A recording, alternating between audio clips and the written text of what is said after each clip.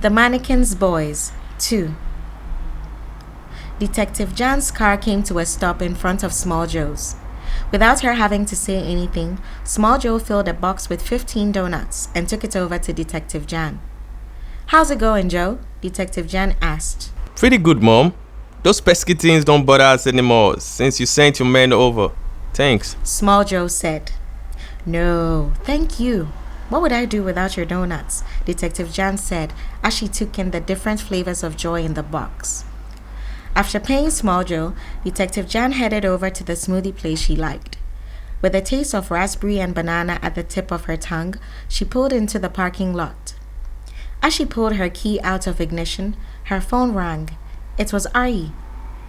Before she even took the call, she knew what was coming. She backed out of the parking lot and answered her phone. "We've got a missing girl, 334, Wallen Beaver," Ai said. With the address engraved in her mind, Detective Jan sped off towards the scene of the crime. Police cars scattered throughout the neighborhood, and the victim's apartment cordoned off was the scene that met Detective Jan as she pulled up. With her blood saturated with adrenaline, she got out of her car and trotted to where Ai stood, talking with 3 women.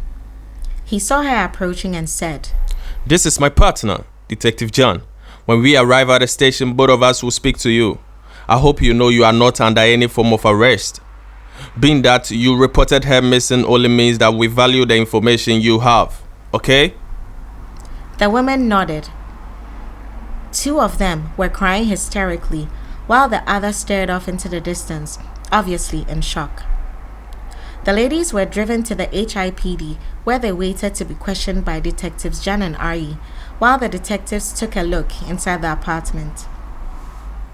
It was immediately apparent that a struggle had taken place inside the apartment. The crime scene investigation team was taking photos and samples, while Jan and Ari looked for clues that might help them to decode what happened.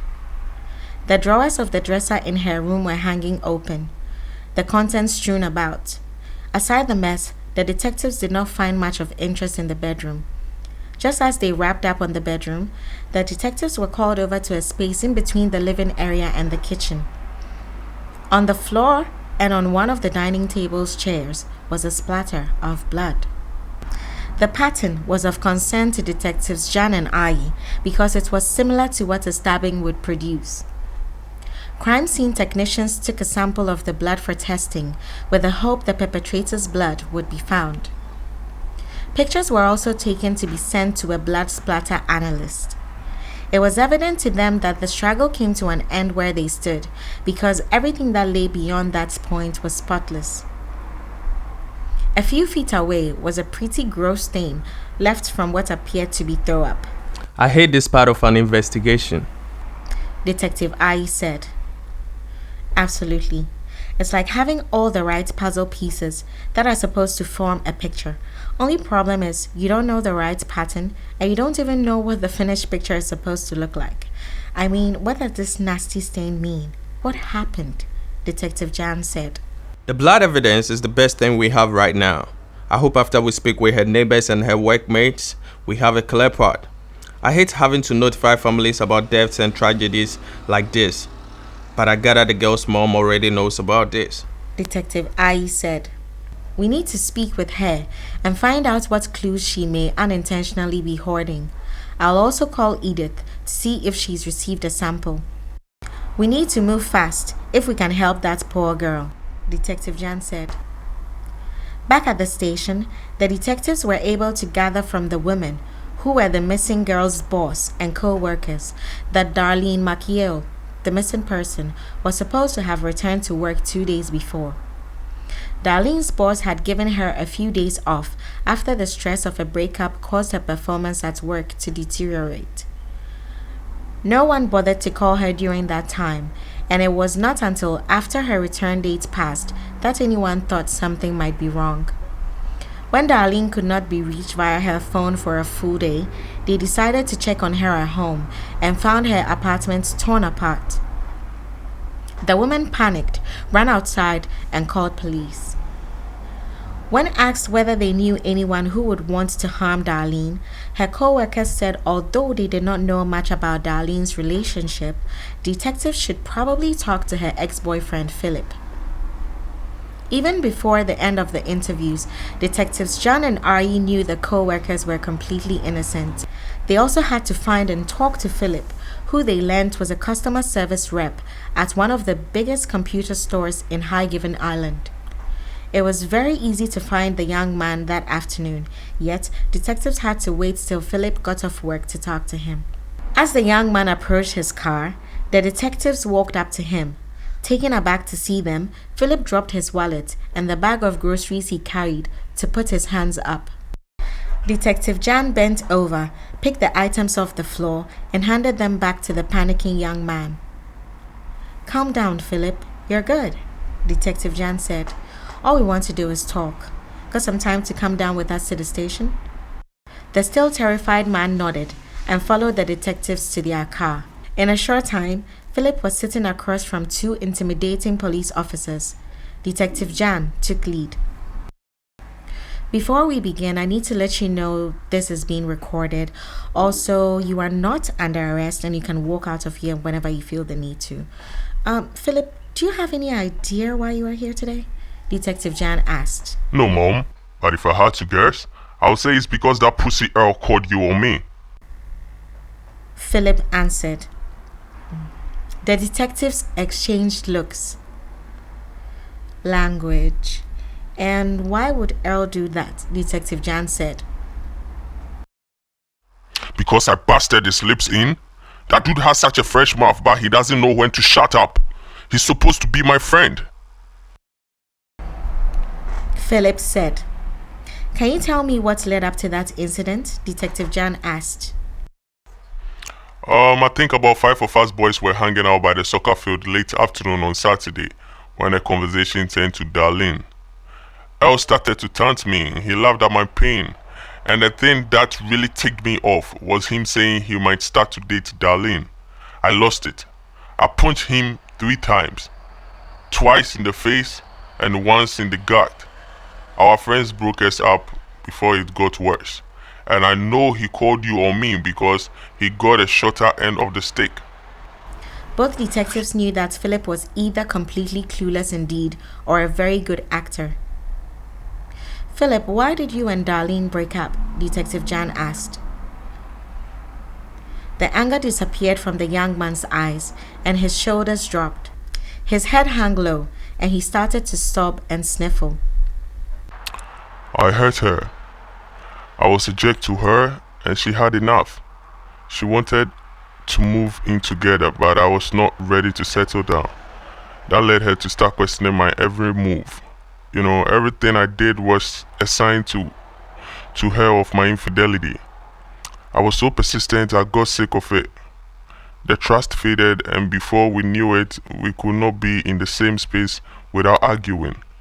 So I did what one of us had to do and ended things with her. I realized immediately that I had made a mistake by letting her go, but it was too late and her phone seemed to be perpetually off." Philip recounted.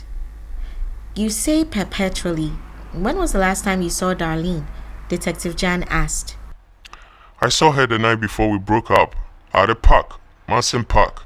We spoke for a long time, and although I hinted at it, I could not bring myself to break up with her then. I did it over the phone. The next day, like a coward I am, it was the last time we spoke." Philip said. As he looked back and forth between the detectives, he asked, "Why are we talking about Darlene when Earl called you?" Detective Jan sat up. "Earl didn't call us. Darlene is missing, Philip," she said. "What? What do you mean missing?" Philip panicked. We received a call from her co-workers who had not seen her in a while. They had been to her home and found it was ransacked and empty. Detective Ai chipped in. "It is my fault. God, I can't believe this. I'm so sorry, Darlene. I'm so sorry. If I had been with you, no one would have hurt you. I left you alone, Darlene. Please, detectives, if there is anything I can do to help you find her, I will. I don't care what time it is. I will quit my job to come help." The young man was inconsolable and was eager to begin searching for Darlene before any more time passed. The detectives thanked Philip for his help before taking him back to his car at the parking lot of his job. Alone in their car, detectives Jan and Ari analyzed the interview they had just had. He didn't do it. I believe so too. He was clueless and torn. Our best lead turns out to be a dead end, Detective Jan agreed. We need to find new leads. And that means old-fashioned police work. Going out in the neighborhood and asking questions. Our best bet is that someone noticed something unusual, Detective Ai said. A week passed, as though it were a few hours, and Detectives Jan and Ai could not help but feel disappointed in not finding Darlene so far. They had spent that time talking to neighbors and people who worked at places Darlene was known to frequent. For the most part, they uncovered nothing, but the seasoned detectives knew to keep pushing and to remain consistent were key, so they never gave up.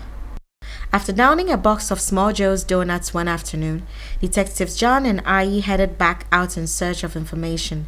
They had not been to Darlene's apartment in 3 days, and so made it their first stop. As they pulled into the front of the home, they saw a heavily pregnant woman standing in the balcony of her front porch. She lived in an apartment across the street from Darlene.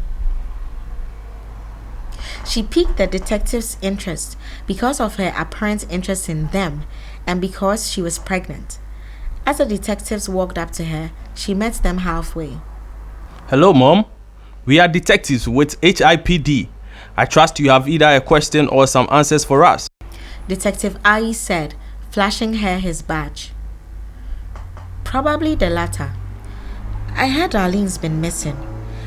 It terrified me because I'm a single mother and I live right across the street, you know. The day she was reported missing, I didn't see anything, but 2 days before that, I did. I was heading back upstairs after refilling my drugs when I smelt it. It was the nastiest smell ever, like literally. I actually threw up. I looked around to see if I could tell where it was coming from, and that's when I saw a man near Darlene's house. He was pulling the trash bin behind him, so I assumed he was the trash guy. Come to think of it though, it was not trash day, and it was too late for sanitation to be out. There was something off about him. Anyone who smells like that must be insane, she said. The lady did not recognize it, but her words were shaking the detectives to the bone. While offering them several clues to go off of, Detective Jan spoke. Was he mobile? Oh, yeah, he was. He drove one of those trucks people modify into ice cream trucks, the lady replied. Did you catch a color? Detective Ai asked. I'm not sure what color exactly, but it was a dark color, like brown or something, she answered. Thanks for your time, ma'am, Detective Jan said, handing a business card to the lady. If you think of anything at all, no matter how small or irrelevant it may seem, call me. I will, the lady replied, walking back to her apartment as the detectives walked away. The vomiting is gross. But this witness threw up, and so did our victim. I'm sure the witness had eyes on our perpetrator. Unfortunately, she did not get a look at his face, which sucks. We need to send out a butler for the car, Detective Ai said. Any news from the lab? Detective Jan asked, barely able to complete her sentence before Detective Ai's phone started to ring. Sir, I was able to pull 2 DNA files from the sample. One is a male contributor and the other from a female contributor, Edith said. Do they match any of the profiles you have on the file? Ai asked. Unfortunately not, sir. But I suggest we take a sample from her mother to compare for familial DNA against the victim. Good thinking, Edith. We'll be in touch, Detective Ai said before hanging up. With a sigh, Detective Ai relayed his conversation with Edith to his partner. The two hopped into their car and sped off towards the bank where Darlene's mother worked. They took a cheek swab from Darlene's mom and sent it over to Edith. With ants in their pants, the detectives waited for news from Edith. News that would inform them on whether they had one perpetrator or two. To be continued.